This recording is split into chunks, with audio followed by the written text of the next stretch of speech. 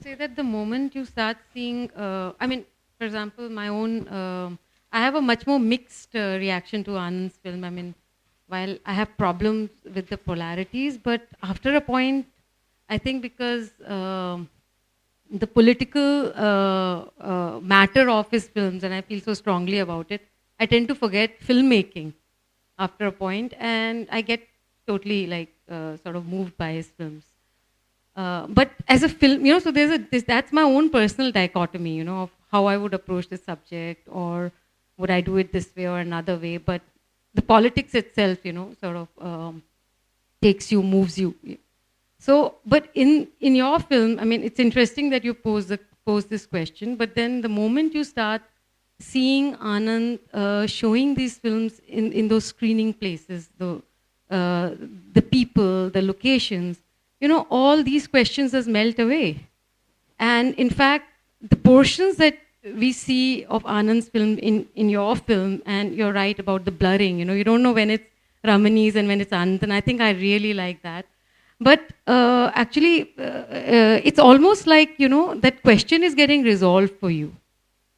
Because when we see these films in, say, places like this, and the moment we shift the location to slums or other places which are much more politically vocal, articulate, and they're coming from another space, that question somehow starts becoming the question of filmmaking itself starts dissolving in some kind of a way.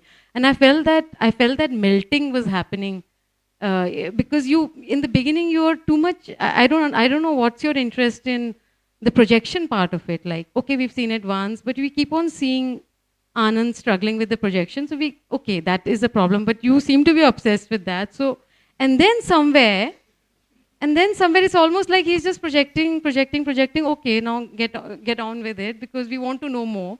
And then you do.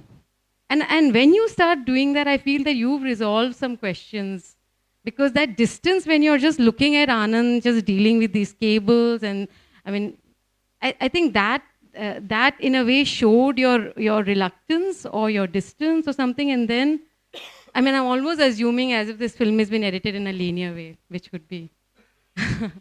But you see your own attitude changing, and then leading to that very, very, very One interesting more challenge conversation. was also, how do you deal with the person who is reluctant in a film?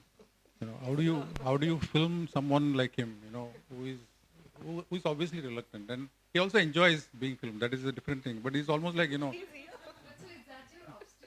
is like when you when you serve food to some friends or somebody, they'll say no, no, no, no, no, no. So it's like it also means that yes, yes, yes, yes. So I would gather that when Anand says no, it also means yes.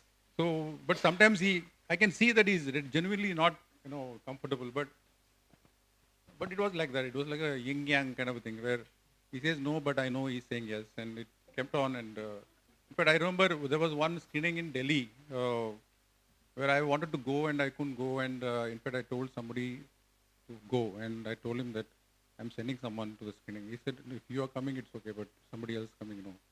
So I also shot one film with him. So in a way, that way we also have a certain more rapport. And yeah, it is the challenge for me is also, but what point of time I will reach a place where we become comfortable. This is also the process, the structure of the film in a way, that we go in, and then there is a moment of something, that acknowledgement of each other, maybe that point, and that's where I stopped the film. Actually, that's enough for me. And there were other plans to do with him, but he was not cooperative, and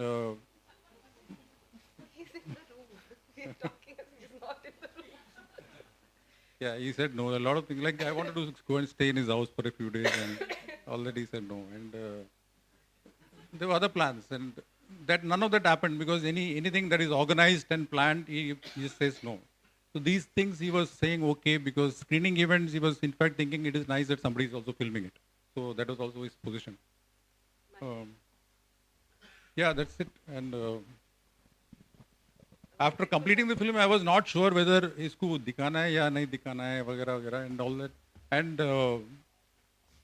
Sorry, by the way, I just want to take a small break, and I want to acknowledge some people who are part of this film, apart from Anand, and of course, thanks, Simantini, Anand, and there is Gautam here. Sorry, here. Gautam has done the sound mixing, final sound mixing. Please stand up. Yeah. And I would like to thank some of my family members who are here. My brother, my sister-in-law, Chitra. Yes, stand up, please. Yeah. That is little girl Sahana, and Karun, my son, is here. So we are all, everybody kind of gave feedback, and most importantly, Surabhi and Ajay, Narona, these people are people who reassured me, saying that this is a film, this works. So don't, destroy this, or I was trying to put it as a sequence in some other film and all that. So because I was also trying to make a film on filmmakers generally, and given seeing Anand's reluctance and all that, I thought like ठीक है इसको एक sequence बना देंगे और उसको उस film में डाल देंगे and all. But they were the one who insisted that keep it as a film, and so it has remained like this at this point of time.